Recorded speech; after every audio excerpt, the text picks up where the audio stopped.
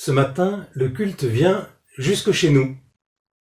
Ce n'est pas nous qui allons au temple pour célébrer le culte, c'est le culte qui s'invite chez nous. Et au fond, ça nous rappelle quelque chose d'essentiel. C'est toujours Dieu qui vient jusqu'à nous. Où que nous en soyons, sa parole nous est adressée, évidente ou mystérieuse, comme un appel ou comme un murmure. Sa parole nous parvient, elle nous atteint, elle nous touche. Tu es peut-être seul chez toi, ou en famille, ou avec des proches, et nous sommes ensemble, réunis par le Dieu vivant, rejoints par le Dieu vivant, qui nous connaît, qui nous aime et qui nous bénit. Amen. C'est vrai.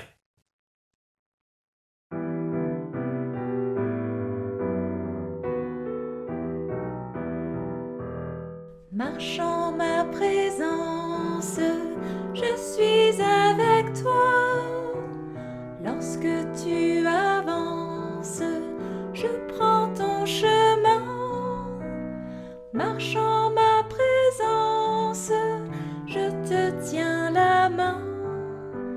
Chaque jour qui passe, chaque nuit qui vient, mon Dieu, que veux-tu de moi? Tu m'appelles, je ne te vois pas. Mon Dieu, toi tu me connais. Dis-moi, quel est ton secret? Bienvenue chez Josias, comme nous avons l'habitude de dire à l'église de la rencontre. C'est le nom que nous donnons à nos matinées de dimanche qui rassemblent toutes les générations. On lit la Bible, on réfléchit, on fabrique des choses, on prie, on joue, on échange. Et comme en ce moment il n'est pas possible de se retrouver dans les locaux de la rencontre, nous vivons cette matinée chez Josias, d'abord avec le culte vidéo maintenant, et juste après avec une réunion Zoom. Cette année, chez Josias, nous allons à la rencontre de grands personnages bibliques. Noé, Abraham, Moïse, David, Élie. Et ce matin, quel va être le personnage que nous allons découvrir ou redécouvrir? Il y a un indice. Oui, l'indice, il est là. L'indice, c'est ce gros poisson-baleine, orange, et pourquoi pas orange, ce gros poisson-baleine et ce petit bonhomme à l'échelle de ce gros poisson qui s'appelle Jonas. Ce matin, nous allons parcourir l'histoire de Jonas. Merci à Dieu qui a suscité Jonas et tant de personnages de la Bible. Merci à Dieu pour toutes les générations qui nous ont transmis ces histoires. Merci à Dieu pour celles et ceux qui nous ont fait connaître, à nous, ces histoires. Merci à Dieu de nous réunir pour les découvrir et pour qu'elles fassent partie de notre histoire avec lui. Merci à Dieu pour son esprit qui nous donne de les vivre. Merci à Dieu de nous accueillir, de tenir à nous, de nous aimer fidèlement. Nous allons chanter ce merci avec le chant que nous avons appris lors du dernier culte chez Josias. Merci pour ce matin de vie. Je vous le chante une fois. Merci pour ce matin de vie, merci pour chaque jour nouveau. Merci car à toi je confie soucis et fardeaux. À vous.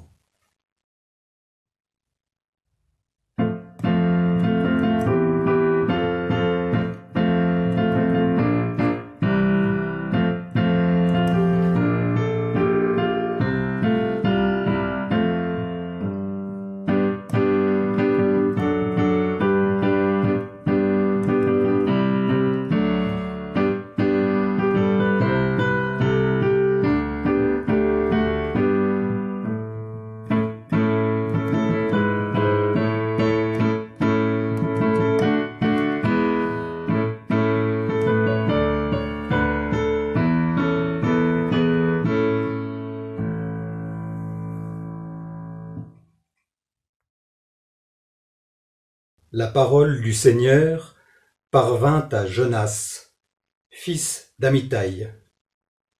Lève-toi, va à Ninive, la grande ville, et fais une proclamation contre elle, car le mal qu'elle a fait est monté jusqu'à moi.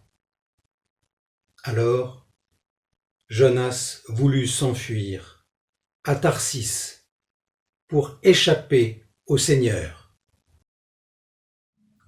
Vous connaissez ces passages de la Bible. Dieu dit que la lumière soit, et la lumière fut. Jésus dit « Lève-toi et marche », et le paralytique se lève et marche. La parole de Dieu, elle a un effet immédiat du fait même d'être dite. Et dans l'histoire de Jonas, nous verrons tout à l'heure que quand Dieu donne des ordres, il est aussitôt obéi. Le vent se lève sur la mer, un grand poisson arrive et avale Jonas. Le grand poisson recrache Jonas. Une plante pousse. Un ver vient ronger la plante, un vent du désert, un vent d'est brûlant surgit. Les éléments obéissent à Dieu, et même les animaux, et même les végétaux. Mais pas Jonas. Lève-toi, Jonas, debout, comme à Abraham, à Moïse, à Josué, Samuel, Élie, Jérémie, tant d'autres. Dieu dit à Jonas, lève-toi et va à Ninive. Jonas se lève, mais il ne va pas à Ninive. La parole de Dieu, elle est bien parvenue à Jonas. C'est le premier mot du livre. Elle l'atteint, elle le touche presque comme un feu, puisqu'aussitôt il se lève comme s'il avait été brûlé, comme s'il sautait en l'air. Mais il se lève pour s'enfuir. Dieu est obéi par tout et par tous dans cette histoire, sauf par son prophète, c'est-à-dire son porte-parole. Le prophète est le seul à recevoir une parole explicite de Dieu et à ne pas en tenir compte. Parce que vous savez, Ninive, c'est par ici, mais Tarsis, c'est tout là-bas, c'est littéralement à l'autre bout du monde. Tous les prophètes hésitent, discutent, essayent de gagner du temps. Moïse, Jérémie. Mais Jonas, il ne négocie pas, il veut carrément fuir. Fuir aussi loin qu'il le peut. Fuir comme si sa vie était menacée. Fuir une menace épouvantable. Tenez, fuir comme le peuple hébreu avait fui autrefois devant le Pharaon. Or, Jonas, finalement, ira bien à Ninive. Plus tard, dans un second temps, on le verra. Finalement, donc, la parole de Dieu aura bien l'effet que Dieu veut. Mais il en faudra des détours, des aventures, des rebondissements pour en arriver là. Pour le moment, Jonas cherche à fuir aussi loin qu'il le peut. La parole de Dieu fait son chemin, parfois bizarrement. Mais au fait, qu'est-ce que Jonas veut fuir avec autant d'intensité? Marche en ma présence, je suis avec toi, le Dieu de l'Alliance, n'oublie pas les siens. Marche en ma présence, je te tiens la main, dans ce qui te peine, dans le moindre rien. Mon Dieu, que veux-tu de moi? Tu m'appelles, je ne te vois pas. Mon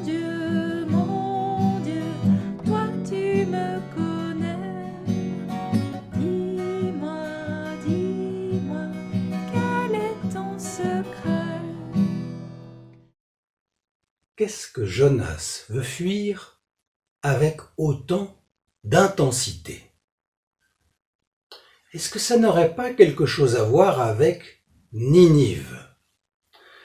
Parce que vous savez, Ninive, c'était l'horreur. Ninive, ses rois, ses habitants, son empire, c'était l'ennemi héréditaire d'Israël. Autrefois, Ninive avait envahi Israël, détruit, rasé, tué, déporté. Ninive, c'était la terreur. D'ailleurs, Dieu le dit lui-même, « Lève-toi, Jonas, va à Ninive, la grande ville, et fais une proclamation contre elle, car le mal qu'elle a fait est monté jusqu'à moi. » Le mal qu'elle a fait est monté jusqu'à Dieu, jusqu'au ciel. Alors Jonas aurait des raisons d'avoir peur d'aller à Ninive. Peur du mal qu'on pourrait lui faire là-bas, peur de ne pas trouver les mots justes et de rater sa mission, peur que quand il reviendra, on lui dise « Quoi, tu es allé chez ces horreurs de Ninivites ?» Mais non, ce n'est pas à ces peurs-là que Jonas veut échapper, c'est au Seigneur. Jonas voulut s'enfuir à Tarsis pour échapper au Seigneur. Il veut être loin de Dieu. Il sait que c'est bête, il le dira lui-même un peu plus tard, il dira que c'est Dieu qui a fait le ciel et la terre et la mer, mais c'est plus fort que lui, c'est bien Dieu qu'il fuit. Et plus précisément même, ce que Jonas fuit, c'est la bonté de Dieu. La suite de l'histoire le confirmera quand Jonas se mettra en colère contre Dieu plus tard et qu'il lui dira « J'aurais voulu fuir à Tarsis car je savais que tu es un Dieu clément et compatissant, patient et grand par la fidélité, qui renonce à punir. » Parce que voyez-vous, finalement Dieu renoncera au mal qu'il voulait faire à Ninive. Il se laissera attendrir par Ninive. Et ça, Jonas ne le supporte pas. Que Dieu récompense les gentils, c'est normal. Qu'il punisse les méchants, c'est normal. C'est simple, c'est carré, c'est clair. Mais si maintenant, Dieu se laisse attendrir, même par les païens, les étrangers, les pires ennemis de son peuple, mais alors tout fout le camp. Si Dieu fait le contraire de ce qu'il a dit, et par bonté encore, on ne peut plus croire en rien. Comment faire dans la vie si on peut renoncer aux valeurs et aux principes les plus établis comme ça, par bonté? En fait, c'est ça que Jonas veut fuir. Il ne veut pas d'un Dieu libre, qui lui échappe. Il veut que les principes restent inébranlables. Le pire pour lui, c'est le changement, l'inattendu. Mais Dieu, lui, il préfère changer. Il préfère s'adapter. Dieu préfère passer pour quelqu'un de doux qui change d'avis par bonté. C'est ça que Jonas veut fuir, car bien différent de ce qu'on imagine de lui, Dieu est surprenant. Mais au fait, est-ce qu'on peut fuir Dieu? Marchant ma présence, je suis avec toi. Donne ta confiance, tu sais que j'y tiens. Marchant ma présence, je te tiens la main. Ouvre-moi ta porte, tu n'auras plus faim. Mon Dieu, que veux-tu de moi? Tu m'appelles, je ne te vois pas. Mon Dieu,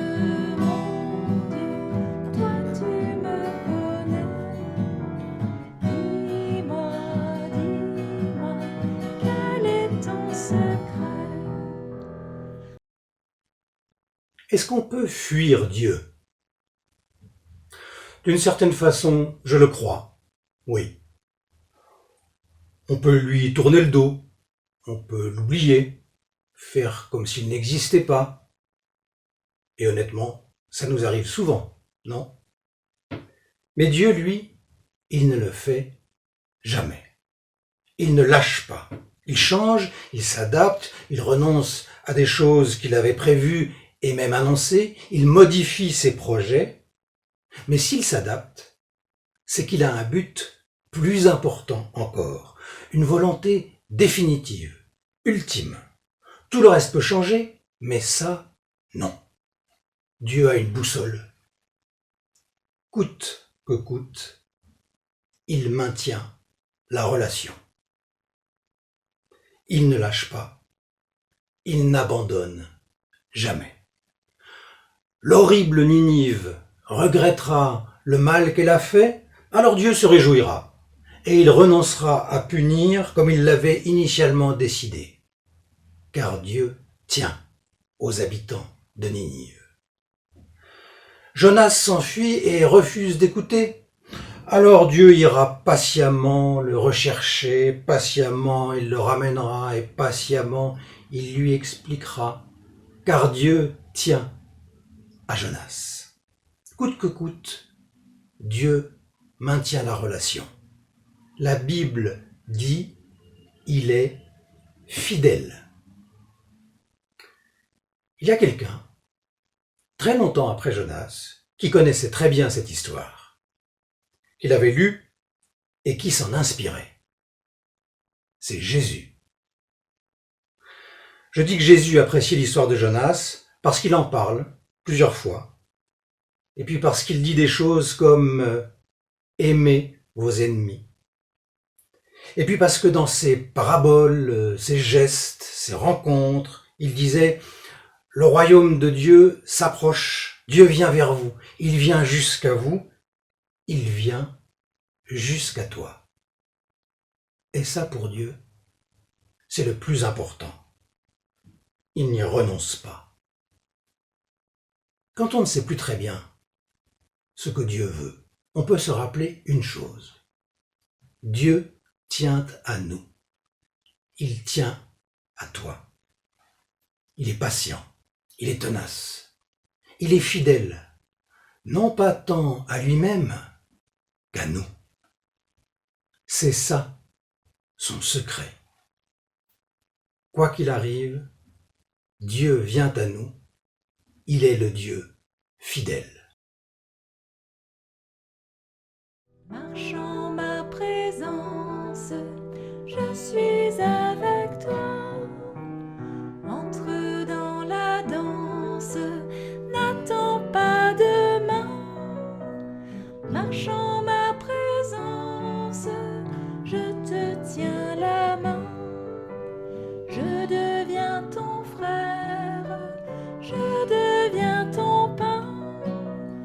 Mon Dieu, que veux-tu de moi?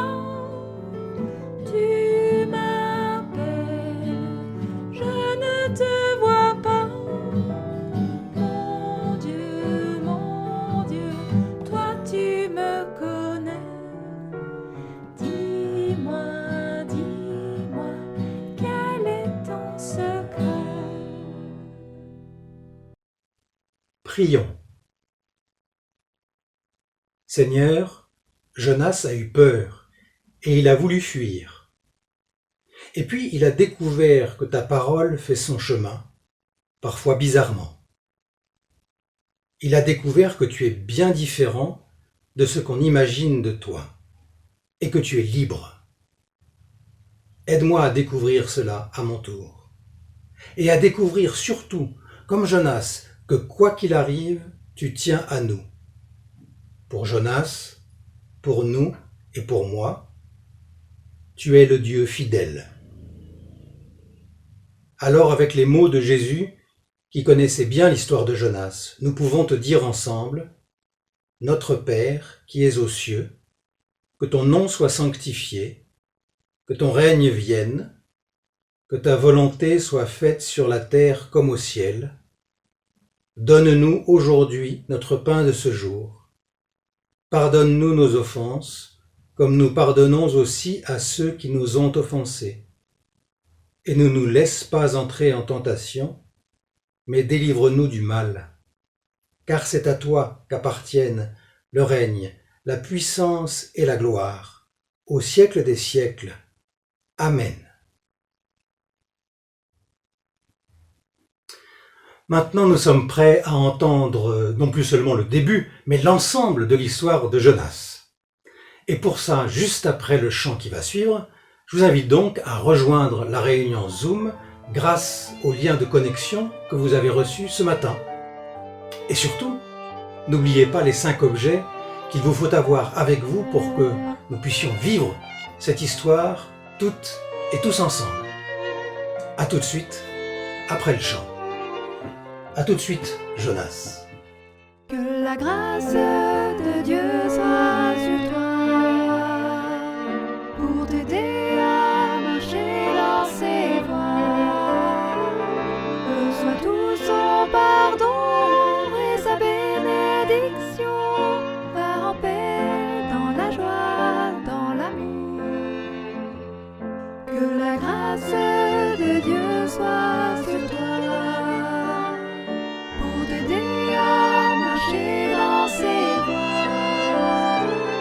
Reçois tout son pardon et sa bénédiction. Va en paix dans la joie.